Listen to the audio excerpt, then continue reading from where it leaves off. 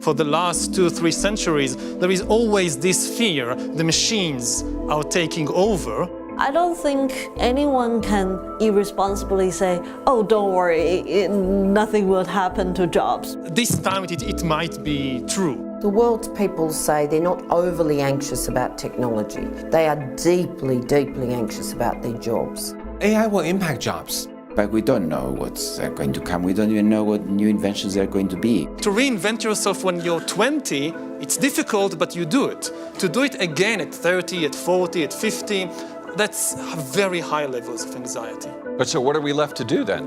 What are we left to do then?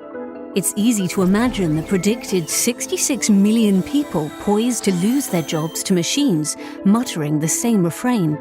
The OECD, the intergovernmental organization that came up with that figure, estimates that 14% of jobs could be automated in industrialized countries. And though machines are most immediately coming after manufacturing and agricultural jobs, even work requiring more specialized skills could increasingly fall to automation. Goldman Sachs's chief financial officer reported that their US cash equities trading desk employed some 600 traders back in 2000. All but 2 of those positions had become automated by 2017. In these increasingly uncertain times, we ask the experts, what jobs will be created and what jobs will disappear? There'll be some disintegration and some creation of jobs. 50 years ago, we could not have thought of software engineering as a job. Today, the whole Silicon Valley is full of that labor force. First, obviously, it will create AI jobs, right? People who program AI, people who fix robots. But in terms of quantity, is a very, very small quantity. We will see jobs more related to interaction with intelligent machines, where it's symbiotic between the man and machine. The human can do things that the machine cannot do, and together they do better. freeing labor from dangerous, repetitive work. I suggest every professional, whether you're a lawyer, accountant, think about tools that emerge and how that makes you 2, 3, 4 times stronger, better, and richer for that matter. People talk so much about replacing humans, but I think the goals of AI machines should be actually more assistive. But to be really honest, professional jobs are still a small proportion of the total jobs. To a large extent, blue-collar jobs will be replaced by machinery. Bank teller, receptionist, customer service, drivers, and even radiologists, relatively high-end, more complex jobs are going to eventually get replaced over the next 15 to 20 years. The routine job replacement is huge. Humanity has seen this over and over again. Every industrial revolution is a huge disruption of jobs.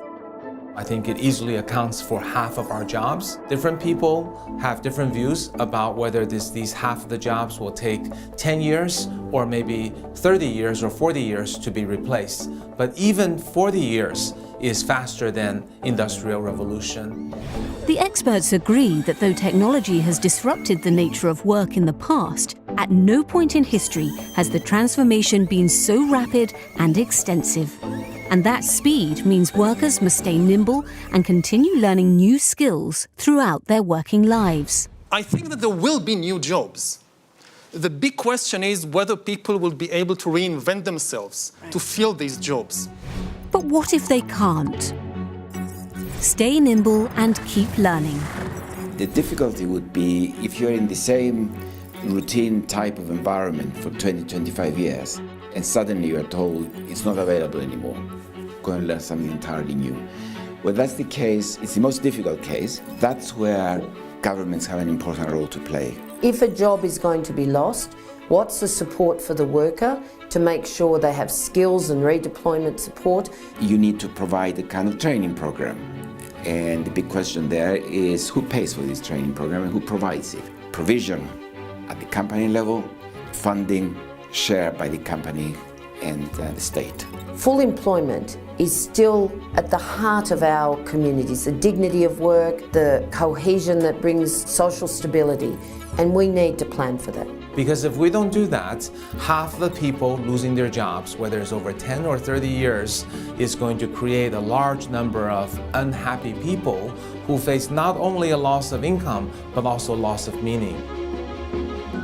I think we need to create more human compassion jobs, human touch jobs, caretaking jobs of keeping company of the older people, orphanages, concierge, masseuse, bartender. There will be many more flexible forms of employment, but the average is, and also for full-time workers will be less. There will be more time for leisure activities, travel. We need to, in our education, have the future children know that it is okay, these are good jobs to have.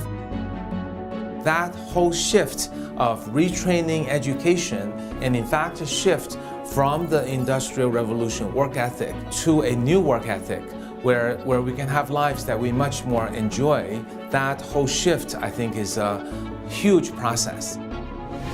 What about college students trying to decide which degrees are worth potentially tens of thousands of their tuition dollars? Which ones will actually land them jobs? Perhaps a bachelor's in art history doesn't attract the same job prospects as, say, one in computer science. Finding purposeful work. To the 18, 19, 20-year-old. In terms of choosing degrees at college, You know, you hear people talking about problem solving being at the essence. I've heard this for 25 years. I think the main consideration that you have to do is whether you're interested in that degree. Humanities are at the base of our knowledge.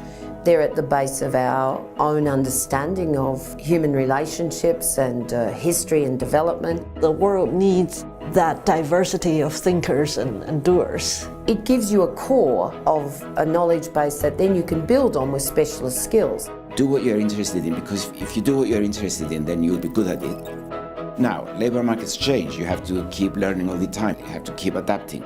Therefore, you need to have the basic skills. Computer skills, scientific knowledge, the capacity to understand geology, these are specific skills that you can build on. I think we've made false choices by separating so far out of the equation on technical degrees. If we really want people who can think about things, solve problems, then you need a mix of both. Though many universities are diverting more and more funding to their maths and science departments, we discount the humanities at our own peril. Equally, say our experts, if we don't build a framework for an automated future, we could face significant social, economic, and political upheaval. So, are we prepared for automation? Humanity at the beginning was working all day, all weekends on the land, right? Industrialization has shifted that. Now most of us in the world, at least in the developed world, live in a 9-5 kind of job scenario and 5 days a week.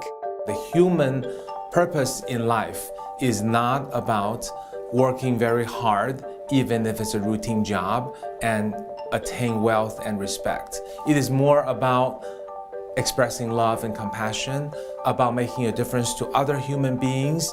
I think we understand enough about automation to know what structures to have in place to ease the transition. If we don't learn from the lessons of the past, if we aren't prepared to actually heal the fractures of the current working environment and then build on those partnerships to plan for a secure future, then it does look bleak. We don't have to protect jobs, we have to protect people.